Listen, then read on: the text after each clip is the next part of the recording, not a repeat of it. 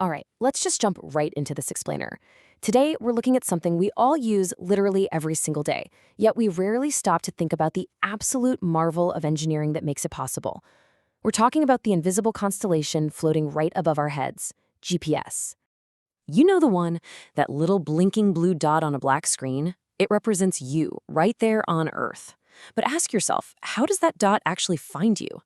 Whether you're trying to navigate some unfamiliar city or just tracking a food delivery, that little blue dot is a total constant in our digital lives. But how on earth does your device just pull that location out of thin air? Well, first things first, we need to bust a super common myth. A lot of people think GPS needs the internet, but that's actually not true at all. Your GPS receiver is communicating directly with satellites.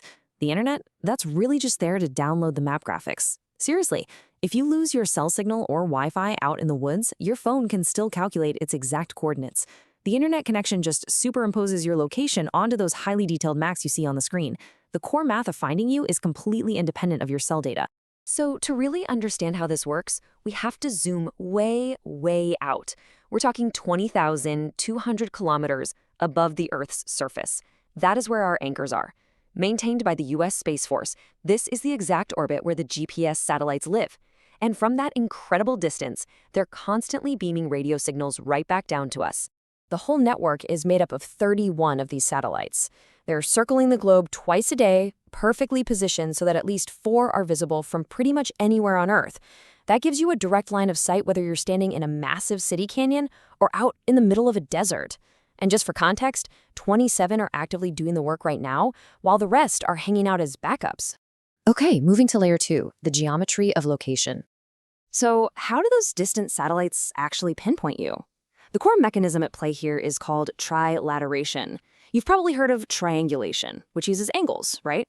Well, GPS uses distances. Since we know exactly where those satellites are at any given microsecond, if we can figure out exactly how far away we are from them, we can solve for our own position. Think of it like this. Imagine each satellite as the center point of a massive sphere. The distance from that satellite all the way down to your phone acts as the radius. Because we live in a 3D world, that radius creates a giant, invisible 3D sphere. At this step, you could literally be anywhere on the surface of that sphere. But how do we actually find that radius in the first place? To figure it out, your receiver uses a beautifully simple equation. It's just distance equals rate multiplied by time. It's literally the exact same math you'd use to figure out how far you've driven on a summer road trip. Except in this case, the rate is the speed of the radio signal. And that is the speed of light, a staggering 299,792,458 meters per second. Since that rate is a universal constant, all the system actually needs to know is the exact time it took for the signal to travel from the satellite down to your phone. So watch how this comes together. First, the satellite transmits, then your receiver catches it, trilateration kicks in, and boom, position calculated. As these steps unfold, think of those expanding spheres we talked about. They overlap and shrink down until they intersect at one single point, which is you. One sphere means you're somewhere on its surface. 2 spheres intersect to make a circle of possibilities. 3 spheres narrow it down to just 2 specific points in space. And that 4th satellite, it acts as the final judge, confirming exactly which of those 2 points you're standing on. But just as we think we have the whole thing solved, we hit layer 3, the relativity complication. This is where it gets incredibly mind-bending. We're talking about the fabric of space-time itself. Because these satellites are moving so incredibly fast, special relativity actually slows their onboard atomic clocks down by about 7.2 microseconds a day. But because they are 20,200 kilometers away from Earth's gravity well, general relativity steps in and says, hey, weaker gravity means time moves faster, which speeds their clocks up by 45.8 microseconds a day.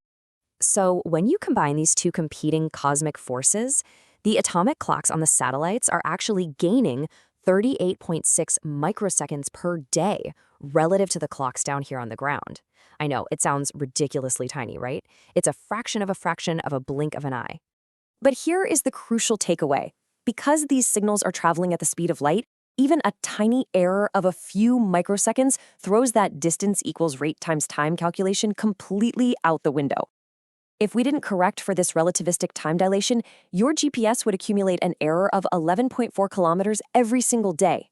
Literally, if engineers ignored Einstein, the entire GPS system would be completely useless in a matter of minutes. To fix this, engineers do something amazing. They intentionally slow down the satellite's atomic clocks to exactly 10.229999543 megahertz before the satellites are even launched into space. They literally tune the clock on Earth to run just a tiny bit slow, knowing for a fact that once it hits orbit, the warping of space-time is going to speed it up to perfectly sync with our receivers. It is just a stunning, everyday application of theoretical astrophysics. With that relativity wrinkle smoothed out, let's look at layer 4, perfecting the precision. Because, space isn't the only place where things get messy. Down here, one of the biggest hurdles is called the geometric dilution of precision. Basically, this is what happens when the satellites visible to your phone are all bunched up in one specific part of the sky. When the satellites are clustered too closely together, their spheres overlap way too much. It's like trying to find the exact center of a Venn diagram where all the circles are basically sitting right on top of each other. The margin for error just explodes. But when the satellites are spread nicely across the sky, those spheres intersect at sharp, distinct angles, which vastly improves your device's accuracy. And that's not all. The system also has to dynamically account for all sorts of environmental hurdles. We're talking about the multipath effect, where radio signals are literally bouncing off skyscrapers, plus the signal physically slows down as it punches through our ionosphere and troposphere. Add in the fact that your phone uses a fairly cheap quartz clock instead of a multi-million-dollar atomic one, and yeah, things get really messy. So, to iron out all of these overlapping errors and extra distances, your receiver takes all that data and runs it through complex, iterative algorithms, like the Newton-Raphson method. Basically, this math takes a bunch of simultaneous, multivariable equations generated by the satellite signals, makes a really highly educated initial guess of your location, and then rapidly recalculates over and over and over again to refine that guess until the errors are practically zero. Thanks to all of this incredible engineering and really heavy math, this invisible network can consistently locate you to within 4.9 meters anywhere on the globe. And honestly, modern devices that use additional signals and post-processing can get way, way more precise than even that.